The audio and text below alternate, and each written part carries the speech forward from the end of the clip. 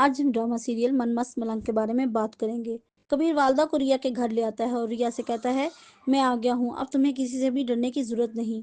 ریا کبیر کی بات سن کر آگے بڑھتی ہے کہ اس کی بہن اسما ریا کا ہاتھ پکڑ لیتی ہے۔ کبیر کی والدہ کبیر سے کہتی ہے، یہ تمہیں ابھی بھی دھوکہ دے رہی ہے، اس کا مقصد صرف اور صرف ہماری بے عزتی کروانا تھی۔ پھر اپنی والدہ کی بات سنتے ہوئے ریا کی طرف دیکھتا ہے، پھر ریا اپنی بہن سے اپنا ہاتھ چھڑواتی ہے اور کبیر کے پاس آ جاتی ہے۔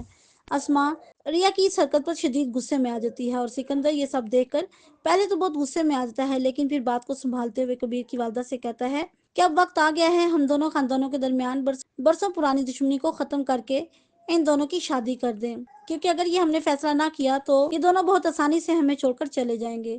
سکندر کی بات سن کر کبیر کی والدہ ریا سے پوچھتی ہیں، تم مجھے بتاؤ کہ کیا تم کبیر سے سچی محبت کرتی ہو یا اپنے باپ کی موت کا بدلہ لے رہی ہو؟ پھر ریا کہتی ہے، کبیر میری محبت ہے اور میں اس سے شادی کرنا چاہتی ہوں۔ ریا کی بات سن کر ماں بینا سکندر سے کہتی ہے، ٹھیک ہے، ہم بہت جلد آئیں گے اور ان دونوں کی شادی کی تاریخ مقرر کر لیں گے۔ اسی طرف اسما واجد کو بتاتی ہے کہ ریا نے کبیر کو اپنے باپ کا قتل معاف کر دیا ہے اور ریا کبیر سے شادی کرنے جا رہی ہے، لیکن میں کبیر کو اپنے باپ کا قتل معاف نہیں کروں گی۔ یہ سن کر واجد کہتا ہے، کتنے سالوں سے میں تمہارا انتظار کر رہا ہوں اور اگر ریا اور کبیر کی شادی ہو گئی تو ہمارا ملنا ناممکن ہو جائے گا۔